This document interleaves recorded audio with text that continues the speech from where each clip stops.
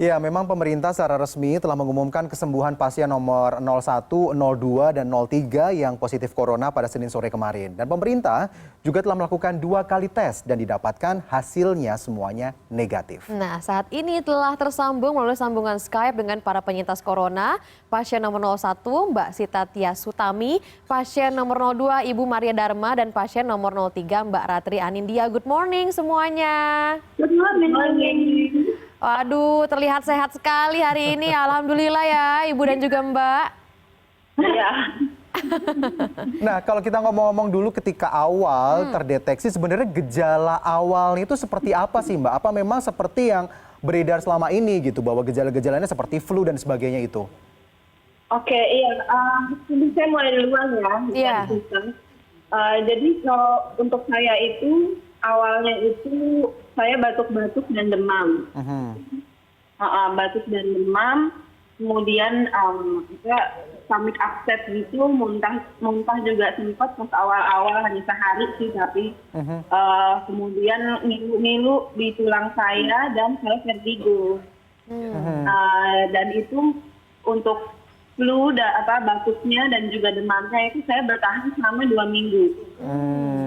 Gitu. Jadi saya setiap hari itu minum obat untuk demam, udah turun nanti naik lagi, turun minum obat naik lagi, dan itu sampai 38,5, 38,7 gitu demamnya, dan benar nggak bisa ngapa-ngapain dan keringetan terus setiap hari.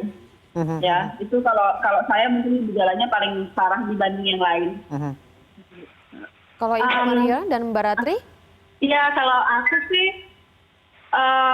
waktu itu tuh sempat lemes banget tiba-tiba. Terus saya tidur, saya pikir kan cuman waktu itu saya baru tiba di Indonesia 2 hari sebelumnya, jadi saya pikir saya jet lag.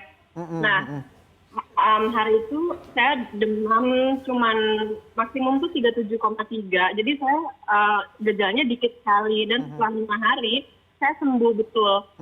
Jadi waktu saya lalu dipanggil oleh Kemenkes untuk dites, itu saya sudah seminggu merasa sehat dan sudah beraktivitas kembali seperti biasa.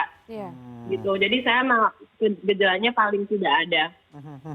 Tapi tetap dinyatakan positif. Iya, dinyatakan positif. Dan waktu dinyatakan ya kayak nggak percaya gitu loh, karena kan saya sehat kok gitu, kok bisa gitu. Tapi lama-lama memang belajar dan cari info bahwa ya itu kalau yang nggak ada gejala pun bisa jadi carrier dari virus. Tapi tesnya seperti apa sih waktu itu, tes bahwa dinyatakan tes positif corona itu tesnya seperti apa waktu itu? Di swab. Oh, di swab. Tenggorokan, hidung, sama tes darah ya. Tes darahnya sekali. Kalau swab hidung dan tenggorokan tiap hari, kayak makanan setiap hari.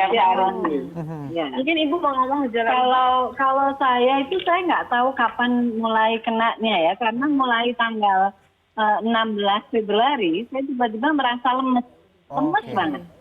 Terus saya masih pentas tanggal 23 Februari. Jadi setelah 16 itu saya biasa, seminggu itu biasa. Hari Jumat mulai lemes lagi 21 Februari, padahal 23 Februari pentas.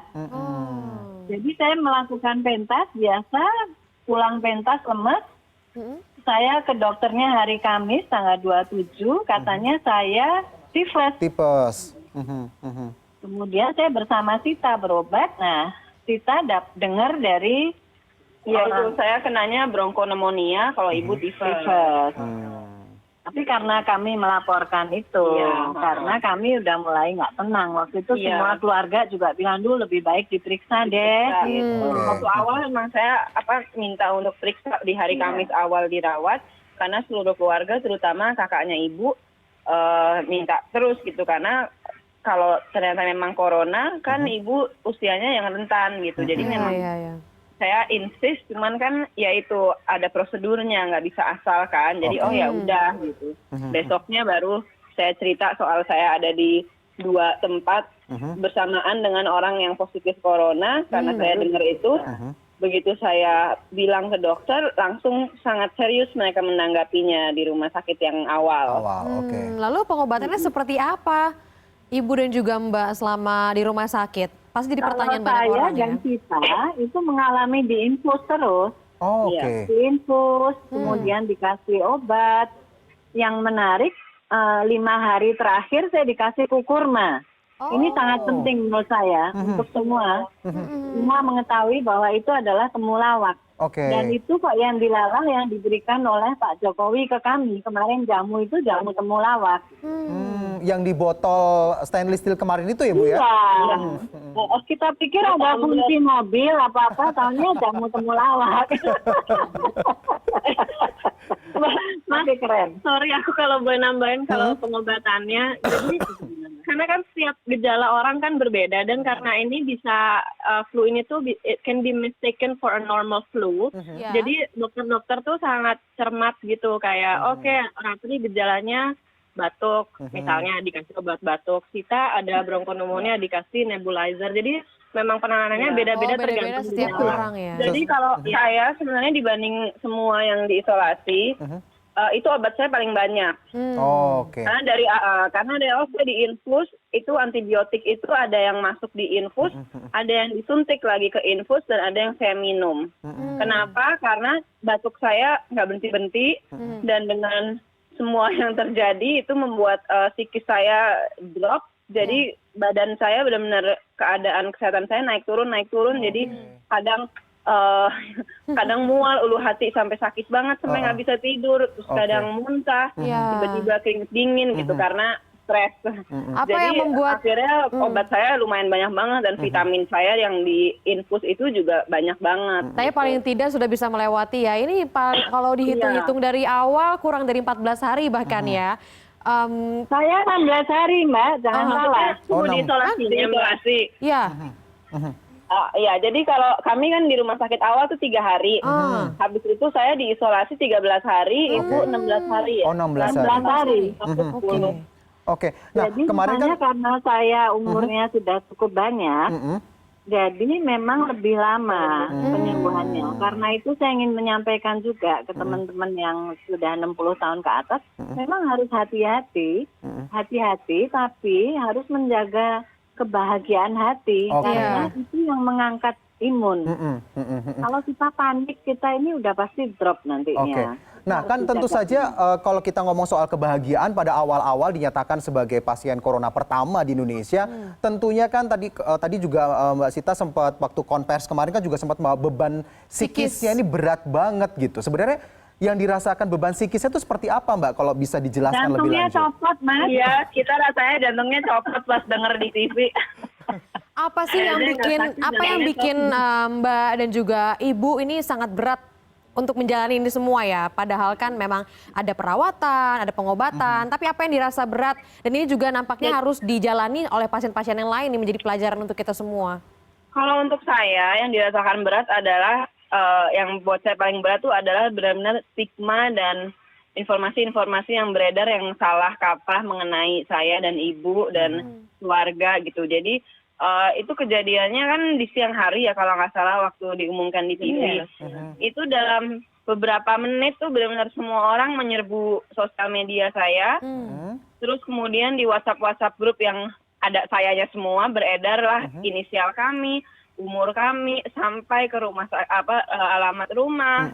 Terus saya lihat foto-foto saya kesebar di mana-mana gitu, dan maksudnya kami kan saya ngomong pribadi dulu ya, maksudnya saya itu di dunia tari kan banyak tarian yang bisa saya lakukan gitu ya, maksudnya tari tradisional segala macam ini itu yang di Instagram saya itu juga ada, tapi kok kenapa yang diambil foto kebetulan yang tari Brazilian samba gitu kan, dan itu yang beredar dan dibilang saya penari sewaan dan ibu juga segala macam. Jadi itu ya gimana ya, sampai akhirnya di salah satu grup yang ada saya tapi ada banyak orang nggak saya kenal, tiba-tiba oh ini nih yang corona ini nih ngirim foto-foto saya gitu. Makanya akhirnya saya ngomong di grup itu, saya jelaskan dan saya minta tolong untuk jangan kirim-kirim foto saya, dan itu dalam 5 menit juga viral kemana-mana gitu. Kalau saya nggak masuk viral juga, jadi itu ya kebetulan saya juga emang orangnya selalu cemas,